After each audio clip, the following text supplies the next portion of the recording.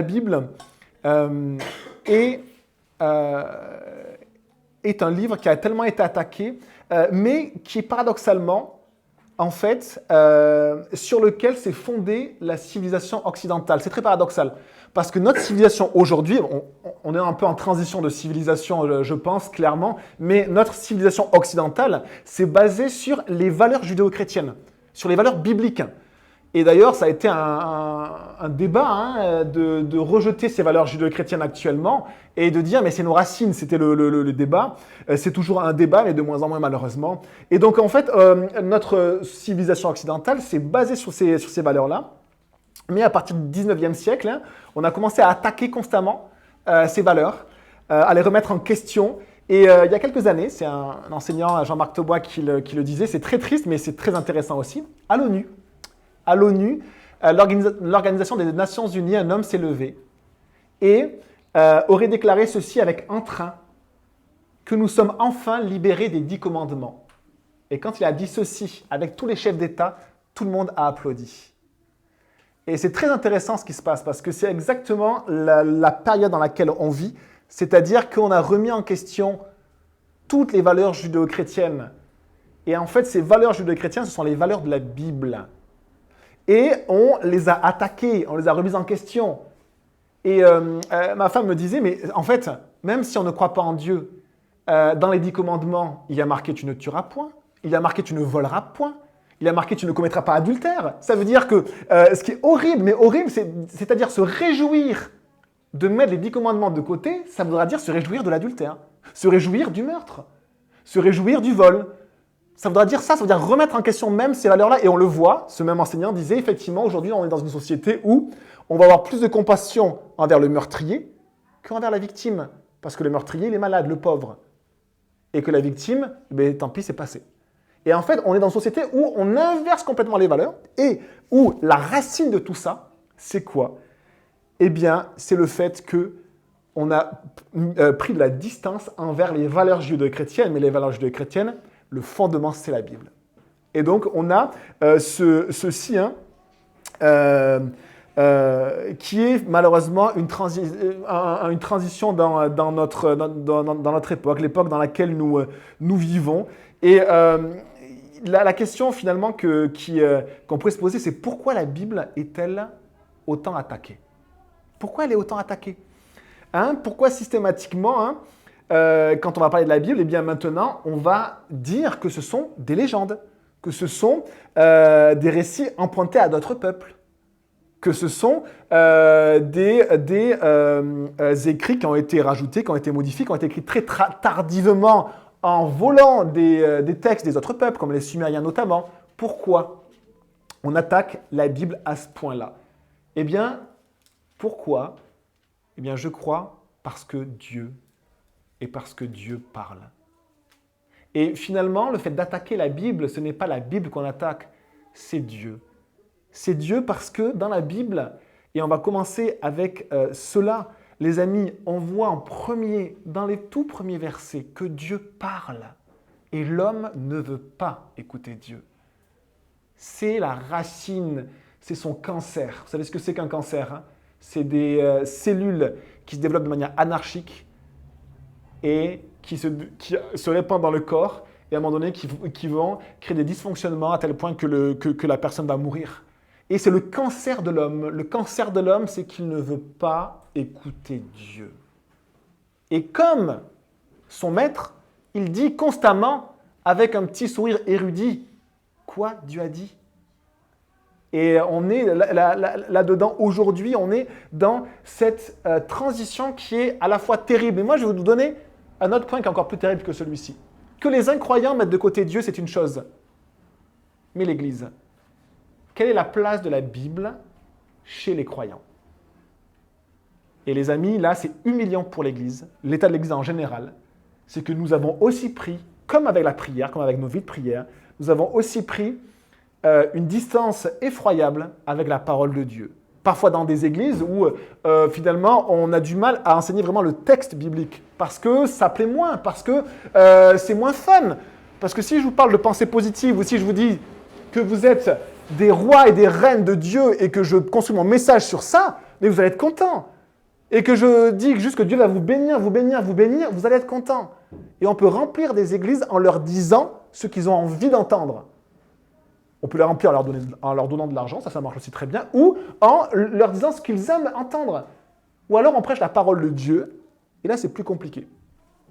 C'est plus compliqué. Quelle est la place de la Bible dans nos églises, mais aussi dans notre vie chrétienne, chez les croyants? Et c'est effroyable parce que la Bible n'est plus du tout centrale. Vous savez, à certaines époques, quand il y a eu des réveils, c'est-à-dire une action de l'Esprit Saint ou des populations, dans des populations, il y a eu un pourcentage incroyable de personnes qui sont venues au Seigneur, peut-être 10 à 15% d'une ville ou d'une région, eh bien, les personnes qui se convertissaient, on les appelait les hommes du livre. C'était les hommes du livre. Ils avaient toujours ce fichu livre avec eux et répondaient toujours par ce livre-là.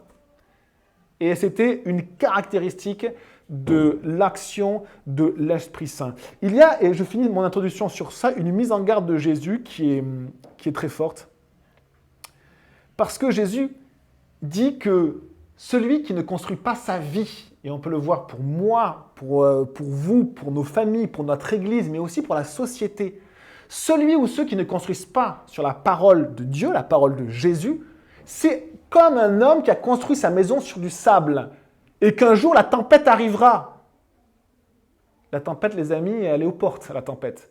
Et la tempête arrive et la maison s'écroule et sa ruine est grande. Et ce que nous ne savons pas, c'est qu'aujourd'hui, nous mettons sur notre civilisation un tampon comme ça, un peu un tampon d'arrêt de mort parce que nous fragilisons toute la base sur laquelle nous étions posés. Et qu'un jour, la tempête va arriver et que ce monde-là va s'écrouler, inévitablement. Et c'est une mise en garde de Jésus qui est pour nous aujourd'hui. Mais il y a la société d'un côté, mais il y a aussi nos vies et nos familles. Qu'en est-il de nos familles? Il en est de la même manière. Est-ce que quand la tempête arrivera, nos familles tiendront bon? Est-ce que nos maisons seront solides? Ça dépendra d'une seule chose, c'est est-ce que nous sommes fondés sur la parole de Dieu, sur la parole de Christ. Les avertissements du Seigneur sont les mêmes hier, aujourd'hui et éternellement, jusqu'à ce qu'il revienne. Alors, on va commencer par les premiers versets de la Bible et je vous encourage à prendre votre Bible et à regarder ça. Genèse, qu'est-ce qu'on remarque dans la Bible quand on regarde les premiers versets? Au commencement, Dieu créa le ciel et la terre. La terre n'était que chaos et vide. Il y avait des ténèbres à la surface de l'abîme et l'Esprit de Dieu planait au-dessus de l'eau. Dieu dit. Le verbe, c'est amar en hébreu. Dieu parle. Dieu dit. Et puis on continue la lecture, et puis on voit au verset 6, Dieu dit encore. Dieu parle encore. Et puis on voit au verset 9, Dieu dit que les eaux qui sont au-dessus du ciel se rassemblent en un seul endroit et que le ciel apparaisse. Et puis au verset 11, puis Dieu dit que la terre produise de la verdure. Et au verset 14, Dieu dit qu'il y ait des luminaires dans les étendues du ciel. Au verset 20, Dieu dit que l'eau pullule d'animaux vivants et que les oiseaux volent dans le ciel et au-dessus de la terre. Au verset 24, que la terre produise des animaux vivants selon leur espèce. Verset 26, puis Dieu dit, faisons l'homme à notre image. La première chose que l'on regarde quand on voit dans la Bible, c'est marquant, même si on est une personne athée, même si on ne croit pas en Dieu, c'est que Dieu parle. Souvent, dans la philosophie, dans la réflexion philosophique sur Dieu, on voit Dieu comme un Dieu tellement lointain qui, s'il existait, aurait peut-être créé l'univers en mettant les choses en place et en mettant l'étincelle de départ. Et ça, c'est notre raisonnement rationaliste qui est très présent dans notre société, où on pense tout comprendre et on pense qu'on va tout comprendre par notre esprit. Et du coup, en raisonnant comme ça, Dieu, s'il existait, serait très, très, très lointain. La parole de Dieu commence en disant que Dieu est au centre et qu'il parle. Il parle. Et la deuxième chose que nous voyons, c'est qu'à chaque fois que Dieu parle, ce que Dieu dit s'accomplit. Et ça aussi, c'est un fondement inébranlable dans l'histoire des temps et des éternités, si on peut parler comme ça, c'est que ce que Dieu dit, il l'accomplit. Il n'y a pas parole plus certaine et plus puissante que la parole même de Dieu. Et donc là, du coup, ça chamboule parce que même si on se dit « Oh, ces textes sont un peu bizarres peut-être, comment ils ont été transmis ?» Déjà, on voit que Dieu parle avec puissance et que ce qu'il dit, ça s'accomplit. Et alors, on continue et on voit dans les chapitres suivants, eh bien, par exemple, au chapitre 3 et au verset 9, on va voir que Dieu va parler d'Abar, notre mot, alors des fois c'est dire Amar, des fois c'est parler d'Abar, mais il va parler à l'homme. Et au commencement, on voit que Dieu parlait avant à l'homme, et là, les paroles qui sont citées dans la parole de Dieu, eh bien, montrent que Dieu va parler à l'homme pour l'interpeller sur sa manière d'agir, pour l'interpeller sur son péché et sur ses mauvaises voies. Au chapitre 3, au verset 9, « Mais l'Éternel Dieu appela l'homme et lui dit, « Où es-tu » Verset 11, « L'Éternel Dieu dit, « Qui t'a appris que tu es nu ? Est-ce que tu as mangé de l'arbre dont je t'avais défendu de manger ?» Et après, il parle à la femme, verset 13, « Pourquoi tu fais cela ?» Et puis, il va parler aussi à Caïn, chapitre 4, verset 10. « Qu'as-tu fait, Caïn ? La voix du sang de ton frère crie de la terre jusqu'à moi. » Vous savez, on n'aime pas quand Dieu vient nous reprendre et nous interpeller quand nos actions sont mauvaises. Mais un enseignant disait ceci, la pire chose qui puisse nous arriver, c'est le silence de Dieu. La pire chose, c'est quand Dieu ne nous parle plus. Et vous savez que ça arrive dans nos vies, quand on dit non à Dieu, quand il nous parle une fois, deux fois, trois fois, après, on n'entend plus la voix de Dieu. Et on vit dans nos péchés et on ne sait même plus que c'est mauvais. Et on est en colère contre tout le monde, contre Dieu, contre ceux qui sont en désaccord avec nous. Et Dieu, à un moment, aussi peut ne plus parler. Et là, on voit que Dieu parle directement à l'homme. En premier, pour interpeller sur sa manière d'agir. Et on connaît l'histoire de l'humanité. On a les lignées qui partent d'Adam. On a la lignée de Caïn. Abel sera tué, assassiné par son frère. On a la lignée de Seth, qui est le petit frère de Caïn. Et on a ces lignées-là. Et on voit par exemple dans la lignée de Caïn qu'un descendant de Caïn, qui s'appelle Tubal-Caïn, sauf erreur, Tubal-Caïn, lui, il va être pire que son ancêtre Caïn. Il va être pire que simplement tué par la colère une fois. Il va faire du meurtre une manière de vivre.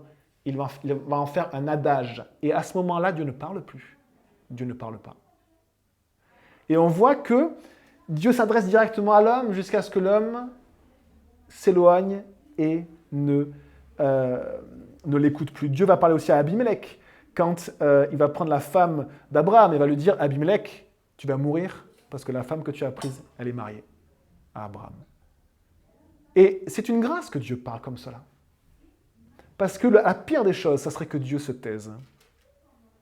Et on voit aussi, et ça va être une autre manière de voir ce thème où Dieu parle, c'est que Dieu va donner sa parole. Et ça, c'est un élément extrêmement important. Dieu, il parle pour la création. Ce que sa bouche dit, eh bien, s'accomplit. Mais Dieu va aussi donner sa propre parole à l'homme. Et en fait, Dieu va faire alliance avec l'homme par sa parole. C'est très important. Dieu va faire alliance avec l'homme par sa parole. Et où on le voit? Eh bien, on le voit, Genèse 2, prendre peut-être juste avant, Genèse 2. Et Genèse 2, verset 16, voici ce que Dieu dit. L'Éternel Dieu donna cet ordre, tsava en hébreu, cet ordre à l'homme. Tu pourras manger les fruits de tous les arbres du jardin, mais tu ne mangeras pas le fruit de l'arbre de la connaissance du bien et du mal, car le jour où tu en mangeras, tu mourras certainement. C'est-à-dire que Dieu s'adresse à l'homme et il lui donne sa parole. Mais on le voit aussi avec Noé, et on va le voir aussi avec Abraham, et avec Isaac, et avec Jacob, et on va le voir aussi avec Moïse, et avec le peuple de Dieu. Dieu va donner sa parole, et sa parole, les amis, est l'acte de l'alliance de Dieu. C'est le contrat que Dieu nous donne pour être en relation avec lui. Et on le voit parce que Adam va rompre l'alliance de Dieu. Adam va rompre l'alliance de Dieu en faisant quoi? En allant à l'encontre de la parole de Dieu. En laissant sa femme manger du fruit, en mangeant lui-même, en ne protégeant pas sa femme et en laissant le serpent séduire, et même lui en étant séduit par la suite, il va rompre l'alliance de Dieu. C'est-à-dire, il va aller à l'encontre de la parole de Dieu. Et la conséquence de cela, c'est que l'homme et la femme vont être mis en dehors de la présence de Dieu.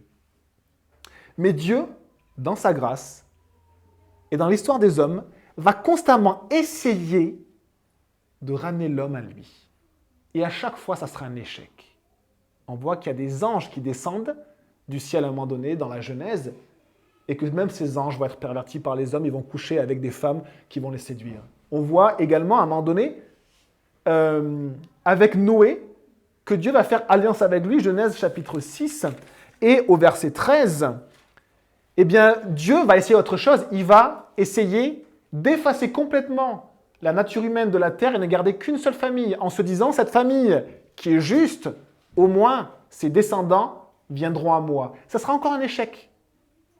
Et Dieu va de cesse essayer d'amener l'homme à lui jusqu'à la descendance d'Abraham. Il va se choisir à un moment donné un autre homme, Abraham, et il va se dire, mais au moins ses descendants, ils viendront à moi. Le peuple d'Israël sera un échec. Un échec parce que le peuple d'Israël va encore désobéir constamment à Dieu. Et on voit que Dieu donne sa parole à chaque fois. Genèse 6, verset 13, « Alors Dieu dit Amar à Noé, » le verbe dire Amar, « La fin de toute chair est arrêtée par devers moi, car ils ont rempli la terre de violence. Voici, je vais les détruire avec la terre. » Verset 14, « Fais-toi une arche de bois de gopher. » C'est un bois résineux. « Fais-toi un bateau sur la plaine. » Et qu'a fait Noé? Verset 22, « C'est ce que fit Noé, il exécuta tout ce que Dieu lui avait ordonné. » C'est-à-dire qu'il s'est conformé à la parole de Dieu. Dieu fait une alliance avec Noé par sa parole, et Noé suit la parole de Dieu. Et au verset 18, on voit que c'est une alliance, puisque Dieu lui-même le dit. Il dit, « J'établis mon alliance avec toi. » Dieu établit une alliance avec l'homme par sa parole. Dieu donne sa parole. On le voit avec Abraham. Quand Dieu parle à Abraham, c'est la même chose. Dieu donne sa parole. Il lui dit quoi dans Genèse 12, verset 1? Il lui dit, « L'Éternel dit à Abraham, quitte ton pays, ta patrie et ta famille, et va dans le pays que je te montrerai. » La parole de Dieu. Que fait Abraham? Verset 4, Abraham partit conformément à la parole d'Abar, à la parole de l'Éternel. Dieu donne sa parole et Dieu fait alliance avec l'homme par sa parole. Et on voit que Dieu va même rajouter à sa parole d'autres paroles à Abraham, comme notamment la circoncision. Et on voit au chapitre 21, verset 4, Abraham circoncit son fils Isaac, comme Dieu le lui avait ordonné. Et ensuite, on voit que Dieu va parler à Isaac, va parler à Jacob, pour renouveler son alliance. Et puis, des siècles après, donc Abraham, c'est à peu près 2000 avant Jésus-Christ, Noé, je ne sais pas, et Moïse, c'est à peu près moins 1400. Et donc, on est en moins 1400. Et qu'est-ce qui va se passer en moins 1400? Dieu va faire la même chose. Il va s'approcher de l'homme et il va lui donner sa parole. Exode au chapitre 3, c'est le livre après la Genèse. Exode au chapitre 3. Et au verset 4, au verset 2, l'ange de l'Éternel apparut à Moïse dans une flamme de feu au milieu d'un buisson. Moïse regarda et vit que le buisson était tout en feu sans être consumé. Moïse dit, « Je veux faire un détour pour voir quelle est cette grande vision et pourquoi le buisson ne brûle pas. » L'Éternel vit qu'il faisait un détour pour regarder. Dieu l'appela du milieu du buisson en disant, « Moïse, Moïse. » Il répondit, « Me voici. » Dieu dit, et là, c'est une autre caractéristique très importante de ce qui accompagne la parole de Dieu. Ne t'approche pas d'ici, retire tes sandales, car l'endroit où tu te tiens est une terre sainte. Il ajouta, « Je suis le Dieu de ton père, le Dieu d'Abraham, le Dieu d'Isaac et le Dieu de Jacob. » Moïse se cacha le visage, car il avait peur de regarder Dieu. Et on voit que Dieu continue à donner sa parole et à faire alliance avec son peuple. Et on voit que l'alliance, c'est-à-dire la relation entre l'homme et Dieu, dépend d'accepter ou pas sa parole. Depuis le début de l'humanité. Adam, avec l'interdiction avec l'arbre. Noé, avec le fait de construire un bateau. Il a mis toute sa vie à construire le bateau. Abraham, avec le fait de tout quitter, quitte ta maison, quitte ta famille, quitte ce que tu as et va dans le lieu où je te montrerai. À Moïse, eh bien, il va donner aussi ce qu'on appelle la loi. Et on voit que Dieu va donner sa parole à la fois par l'intermédiaire de Moïse, dans Exode notamment 19 et dans d'autres passages, et il va donner aussi sa parole directement au peuple. Et quand Dieu va parler directement au peuple, eh bien, il va se passer quelque chose qui nous surprend à nous, qui ne réalisons pas qui est vraiment Dieu, parce que les choses sont tellement faciles pour nous. Nous allons à Dieu, nous demandons pardon à Jésus et Jésus nous pardonne. Mais quand Jésus n'était pas venu, voici le contact entre Dieu et les hommes. On le voit au chapitre 19 de l'Exode et au verset 16.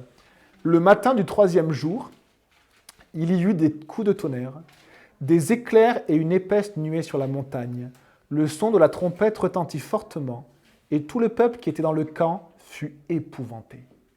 Le peuple est épouvanté par la présence de Dieu. Moïse fit sortir le peuple du camp pour aller à la rencontre de Dieu, et ils se placèrent au bas de la montagne. Le mont Sinaï, un autre nom que le mont Sinaï, c'est le mont Horeb, ou la montagne de Dieu, était tout en fumée, parce que l'Éternel y était descendu au milieu du feu. Cette fumée s'élevait comme la fumée d'une fournaise, et toute la montagne tremblait avec violence. Le son de la trompette retentissait de plus en plus fortement.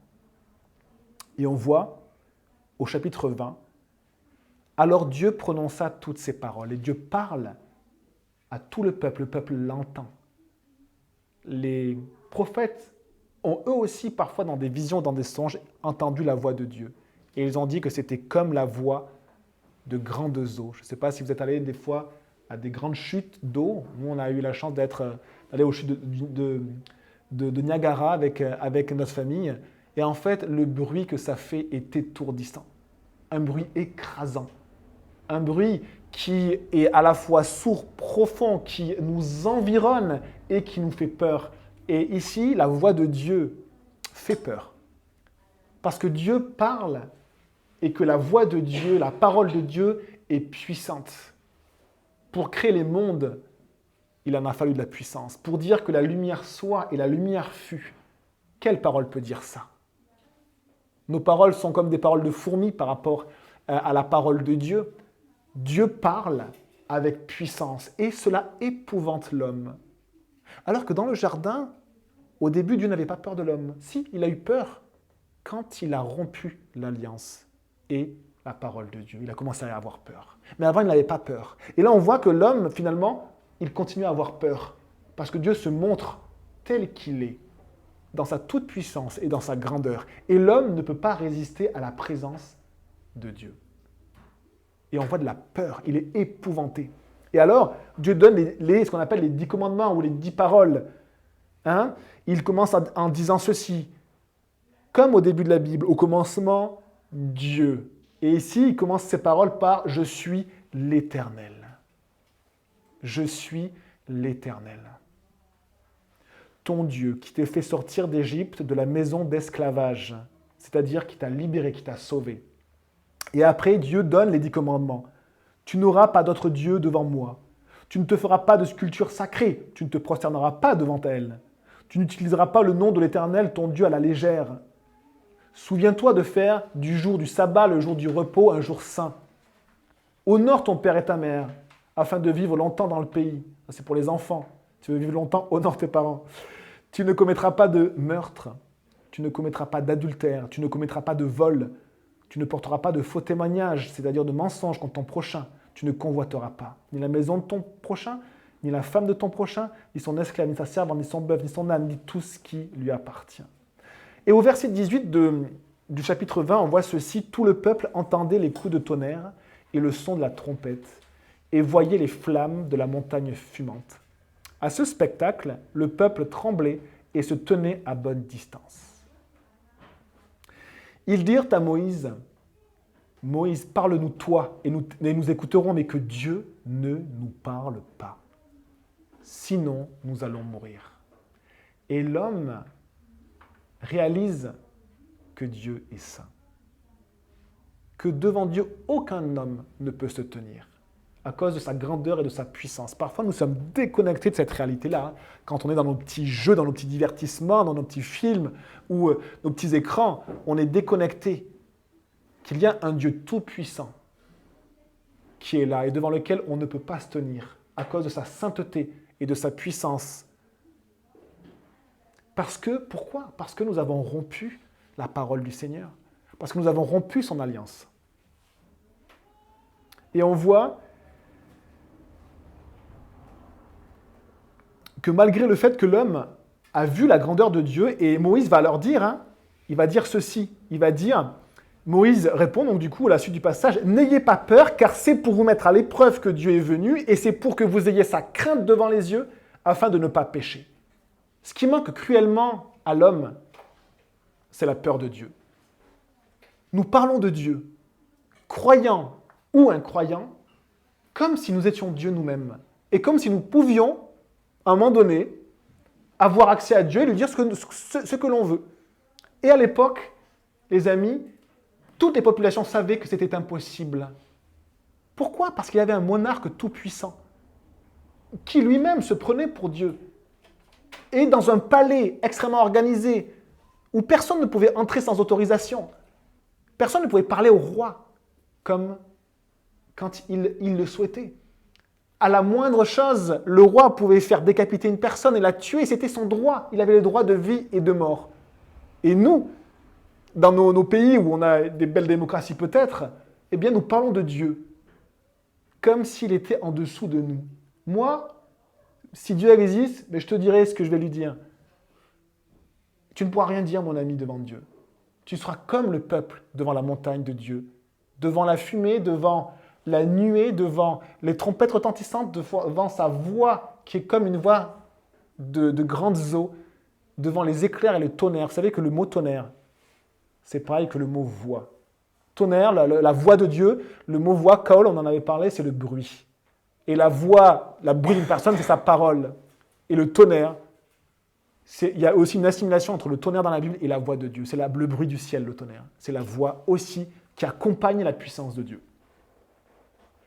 Et on a ce peuple qui, malgré le fait qu'il ait vu la grandeur, la sainteté, la puissance de Dieu, eh bien, il n'aura de cesse, génération après génération, de se détourner de Dieu. Ce peuple qui a vu la gloire de Dieu, la puissance de Dieu, va se faire un veau d'or quelques semaines après. Un veau d'or, ils vont l'adorer, voilà notre Dieu. Et l'homme va n'avoir de cesse que de détourner la parole de Dieu et que d'enfreindre son alliance, constamment. Dieu a tout essayé avec l'être humain, il a tout essayé. Il a envoyé des anges, l'homme l'a perverti. Il a supprimé toute la race humaine en gardant que la seule personne qui était juste dans son temps. Quand Noé arrive après le déluge, il cultive des ceps de vigne, il boit du vin, il est complètement saoul, et il est possible qu'il y ait de l'inceste juste après avec son propre fils. Et on voit à quel point l'homme se détourne constamment de Dieu. Dieu a tout essayé. Et on voit ceci, Jean chapitre 1, Dieu, après toute cette période de l'humanité, qui est peut-être de 4000 ans ou 5000 ans, eh bien Dieu va essayer une dernière chose. Il va venir, plus sur la montagne de Dieu avec toute sa puissance, mais il va cacher sa gloire. Il va cacher sa gloire, et il ne va plus parler dans le tonnerre, la fumée et le feu, mais il va parler au travers de son propre Fils. Et on le lit dans l'évangile de Jean. On est dans ce thème, la Bible, Dieu parle. Et regardez, évangile de Jean, donc 4e évangile, quand vous êtes dans le Nouveau Testament, Matthieu, Marc, Luc, Jean. Jean au chapitre 1. Comment l'auteur inspiré par le Saint-Esprit nomme celui qui est le Fils de Dieu. Chapitre 1, verset 1, au commencement était la parole. Dieu parle. Au commencement était la parole. La parole était avec Dieu et la parole était Dieu. Elle était au commencement avec Dieu et tout a été fait par elle et rien de ce qui a été fait n'a été fait sans elle. Et on voit au verset 14 de Jean 1, on voit ceci, et la parole s'est faite homme. Elle a habité parmi nous, pleine de grâce et de vérité, et nous avons contemplé sa gloire. Et là, Dieu a fait la grâce à l'être humain de montrer qui il est et quel est son cœur. Une gloire comme celle du Fils unique venu du Père. Le Fils de Dieu, qui est Dieu béni éternellement, est venu sur la terre. Et la parole de Dieu l'appelle lui-même la parole incarnée. Hébreux 1 nous dit ceci, et résume tout ce que nous avons dit. Hébreux au chapitre 1, verset 1, je vous le dis, après avoir autrefois, à de nombreuses reprises et de bien des manières, parlé à nos ancêtres, Adam, avec les anges ensuite, Noé, Abraham, Isaac, Jacob, Moïse, le peuple et tous les prophètes. Eh bien, qu'est-ce qu'il est dit? Dieu, dans ces jours qui sont les derniers, nous a parlé par le Fils. Dieu nous parle maintenant par le dernier moyen qu'il a trouvé. Lui-même est venu dans le corps de sa créature pour parler à l'homme. Lui, la parole. Le verset 3 nous dit qui est le Fils. Le Fils est le reflet de la gloire de Dieu, l'expression de sa personne. Il soutient tout par sa parole puissante. Après avoir accompli par lui-même la purification de nos péchés, il s'est assis à la droite de la majesté divine dans les lieux très hauts. Et alors, on voit que Dieu parle et que l'aboutissement de tout ce que Dieu a dit, c'est Jésus. Jésus. Et un verset nous dit que celui qui n'a pas le Fils n'a pas non plus le Père. Dieu nous parle actuellement au travers d'un autre acte d'alliance, on pourrait dire, de l'acte ultime de l'alliance de Dieu, qui est son Fils lui-même, Jésus-Christ, et le sang de Jésus-Christ qui a été versé pour nos péchés. Et donc, quand on refuse Jésus, on fait comme Adam quand on n'écoute pas la parole. Quand on refuse Jésus, on fait comme Noé s'il n'avait pas écouté Dieu, il n'avait pas construit l'arche. On fait comme Abraham s'il n'avait pas quitté son pays et sa famille. Recevoir Jésus, c'est recevoir l'acte de l'alliance de Dieu. C'est le seul moyen que Dieu nous donne pour être en relation avec lui.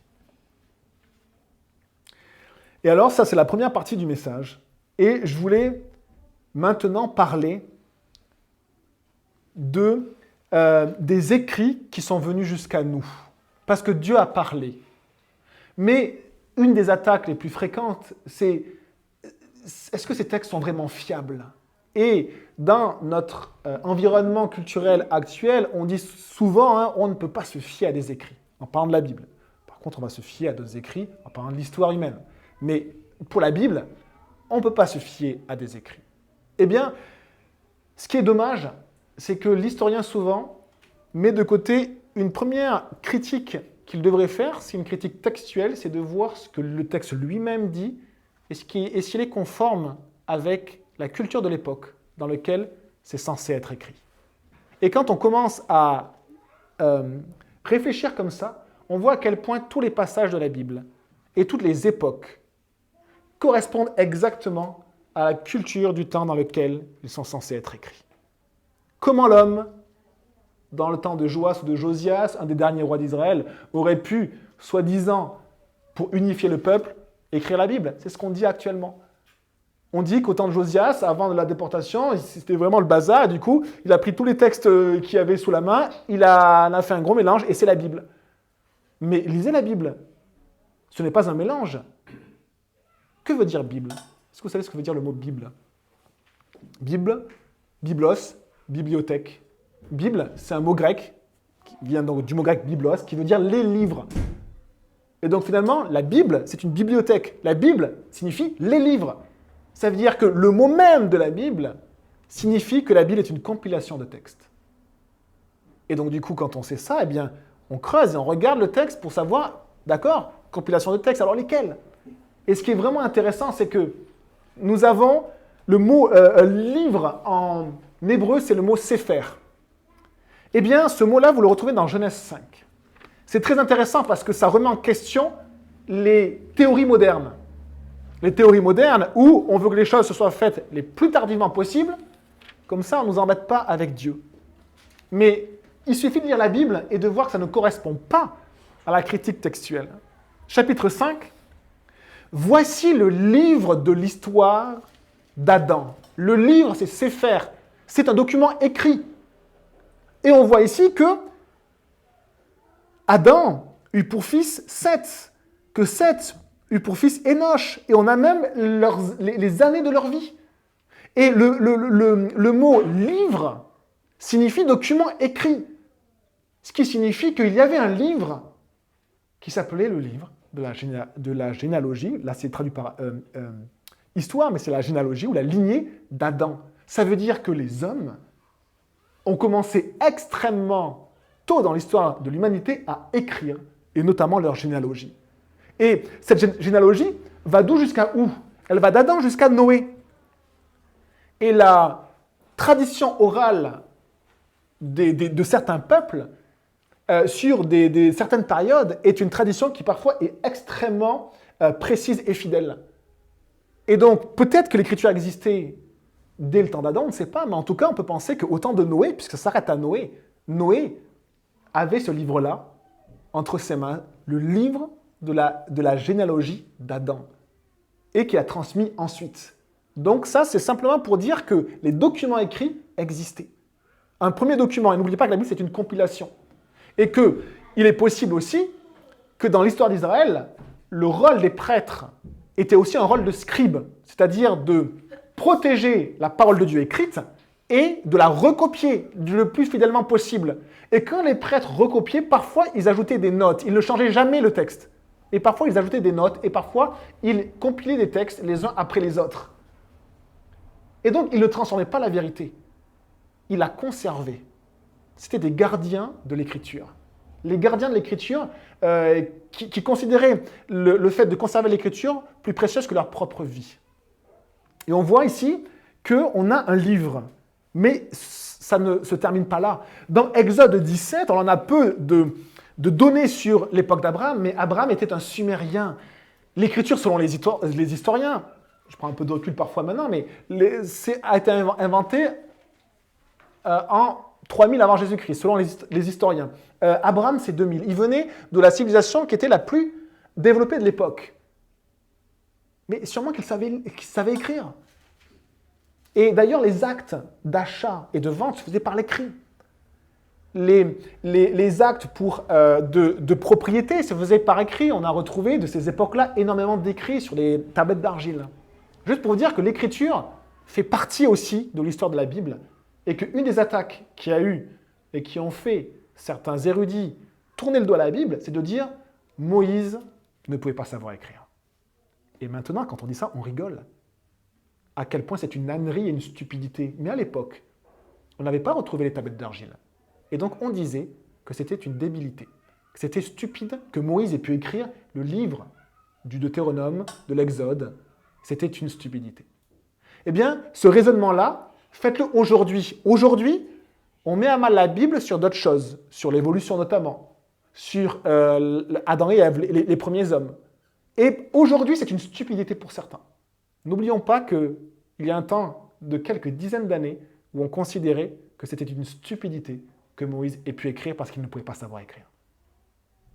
Et à quel point, même au niveau historique, c'est une personne qui n'a jamais fait d'études qui dirait ça maintenant aujourd'hui. Et alors on a Exode 17, on revoit ceci dans la transmission Exode 17, et j'espère que ça vous ancrera dans cette idée forte que la Bible est la parole de Dieu et que Dieu est assez puissant à la fois pour parler, mais pour garder sa transmission. Parfois, on se dit, mais comment ça a pu se transmettre? Comme si, en fait, on se disait, mais voilà, c'est trop compliqué de créer le ciel et la terre.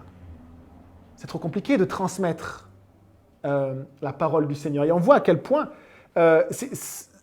il est possible que ça ne soit pas si compliqué que cela quand on analyse textuellement la Bible sur les écrits. Exode 17, verset 14, l'Éternel dit à Moïse, « Écris cela dans le livre pour qu'on s'en souvienne. » On voit que... Et qu'est-ce qui se passait à ce moment-là? C'était la bataille d'Amalek que l'on a vue ensemble. Amalek, où il y avait ce combat dans la prière et où Moïse levait les mains en prière et qu'il a dû être aidé. Vous avez vu le combat dans la prière, il se fatiguait, il a dû être aidé par ses deux assistants. Et c'est comme cela, d'ailleurs, que le peuple a pu vaincre. Donc, si on veut avancer en tant qu'Église, on sait ce qu'il nous reste à faire. Prier, les amis. Prier. Et donc, il se passe un truc incroyable, c'est que le peuple gagne Amalek qui est venu l'attaquer. Il vainc cette troupe-là, et du coup, Dieu dit à Moïse, écris-le dans le livre. Et donc, ça veut dire qu'il y avait un premier livre dans lequel Moïse écrivait au fur et à mesure les événements du peuple. Au moment. Et ça montre à quel point les textes que l'on a, qui ont été transmis de génération en génération par le peuple d'Israël, sont des événements et ce sont des textes qui ont une véracité historique extrême. Et on le voit qu'il n'y avait pas que ce livre-là. Parce qu'on voit dans Exode 20 que 24, Moïse écrivit toutes les paroles de l'Éternel. Et 24, verset 7, il prit le livre de l'Alliance. Et donc on voit que Moïse a écrit un autre livre, c'est le livre de l'Alliance. C'était vraiment les révélations de Dieu qu'il a données, toutes les paroles de Dieu pour son alliance avec son peuple. Donc on a le livre où Moïse écrivait des événements souvent historiques qui se produisaient, quand ça se produisait. Et après on a le livre dans lequel Moïse écrit toutes les paroles de l'Éternel, qu'on appelle le livre de la loi ou le livre de l'Alliance. Eh bien, on a Josué 24... On a, et on a ces livres-là. Et on a un autre livre, un troisième livre.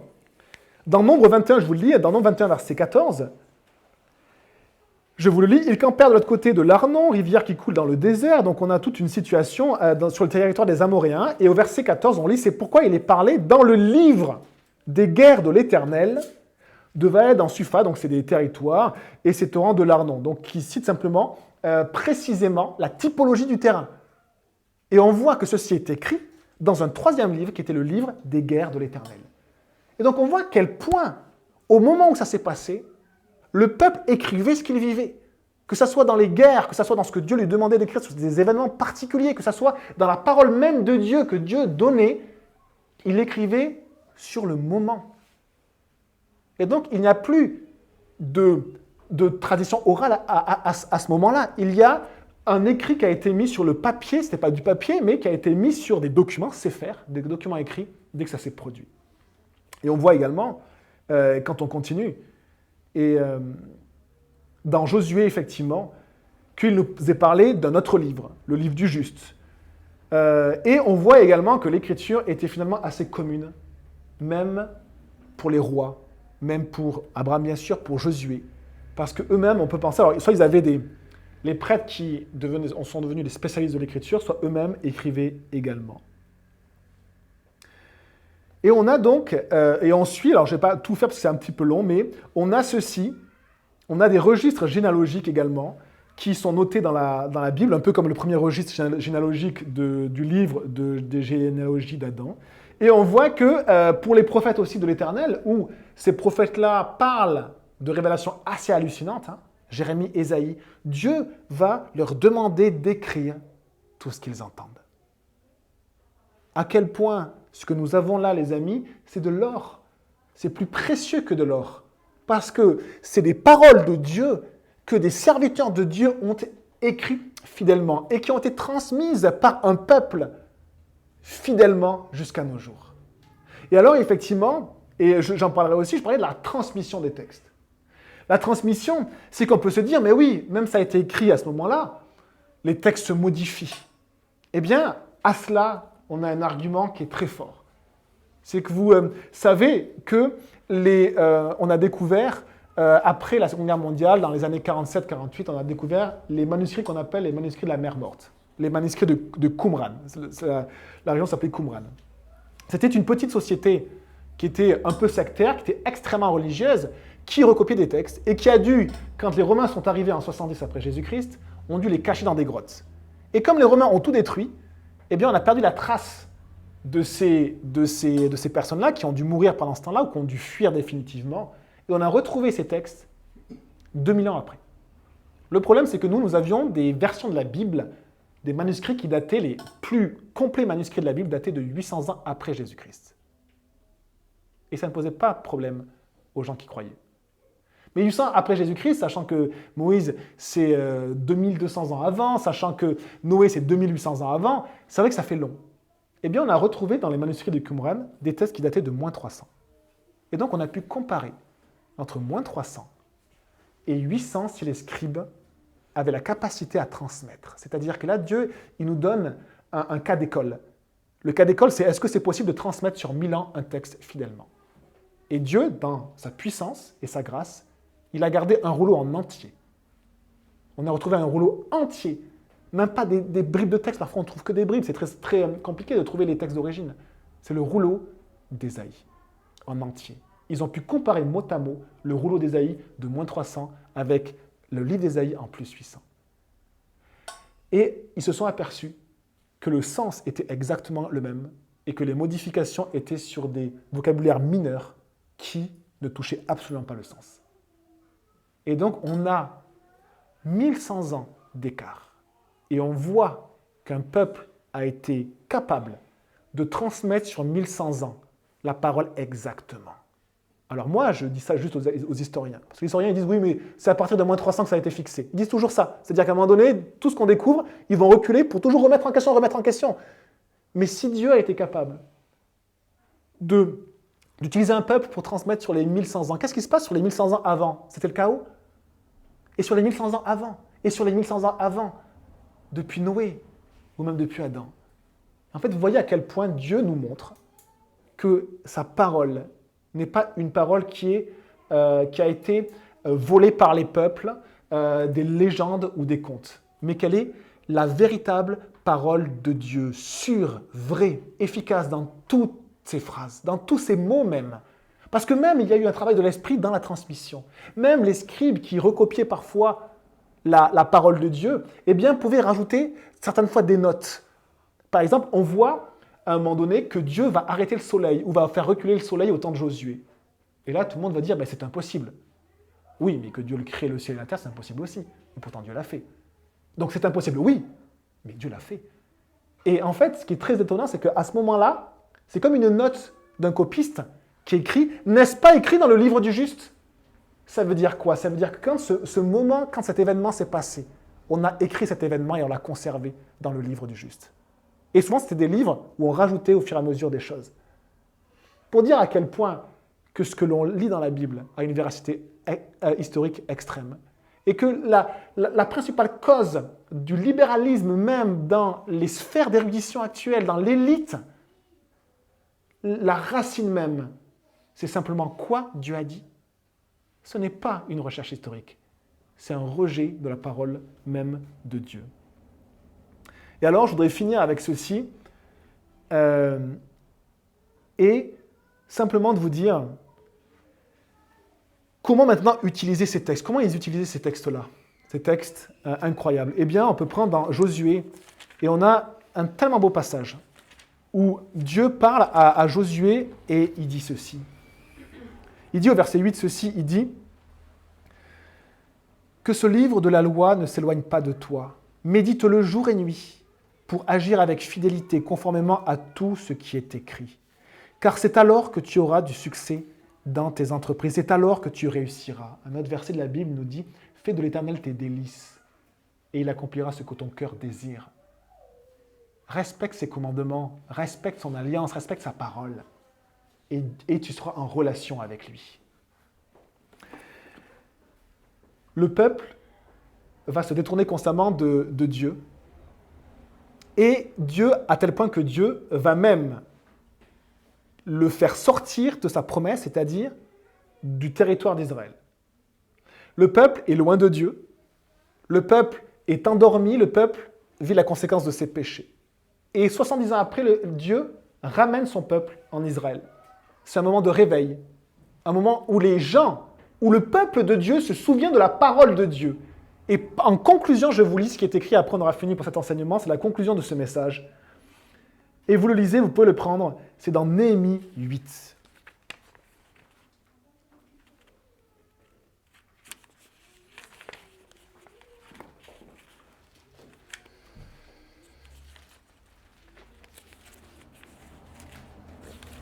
Alors Néhémie 8, c'est à la page 338 de ces Bibles-là. Le peuple revient, le peuple qui était endormi, qui était dans son péché et qui avait abandonné la parole de Dieu, il revient sur la terre promise à Jérusalem. Et voilà ce qui se passe. Néhémie 8, verset 1. Alors tout le peuple s'est rassemblé comme un seul homme sur la place qui fait face à la porte des eaux. Ils ont demandé au scribe Esdras, qui était aussi prêtre, d'apporter le livre de la loi de Moïse, prescrite par l'Éternel à Israël. Verset 3. Esdras a lu dans le livre depuis le matin jusqu'à la mi-journée, sur la place qui fait face à la porte des eaux, en présence des hommes et des femmes, de ceux qui étaient en âge de comprendre. Il y avait des Alexandros, des Kéji, il y avait des adolescents là. Ils étaient là avec leur famille. Vous savez, en âge de comprendre, on était adulte à 12 ans dans le peuple d'Israël. Donc à partir de 12 ans, on est sûr qu'il y avait tout le monde. Et peut-être même qu'il y avait encore avant des enfants qui étaient en âge de comprendre. Et donc on lit ceci. Le peuple tout entier s'est montré attentif à la lecture du livre de la loi. Le scribe Esdras se tenait debout sur une estrade en bois fabriquée pour l'occasion, à côté de lui, à sa droite, et ils vont citer toutes les personnes qui étaient là. Esdras, verset 5, a ouvert le livre de façon visible pour le peuple dans son entier. Et lorsqu'il a fait ce geste, tout le peuple s'est mis debout. Verset 6, écoutez ceci. Esdras a béni l'Éternel, le grand Dieu, et tous les membres du peuple ont répondu « Amen, Amen ». En levant les mains, puis ils se sont prosternés et ont adoré l'Éternel, le visage contre terre. Et Esdras va lire, il va lire la parole de Dieu, il va lire la parole de Dieu. Verset 8, il lisait distinctement dans le livre de la loi de Dieu et ils en donnaient le sens. Il est accompagné de plein de personnes qui, quand Esdras donnait un texte, eh bien, tous les responsables autour d'Esdras expliquaient chacun au peuple pour qu'ils puissent comprendre.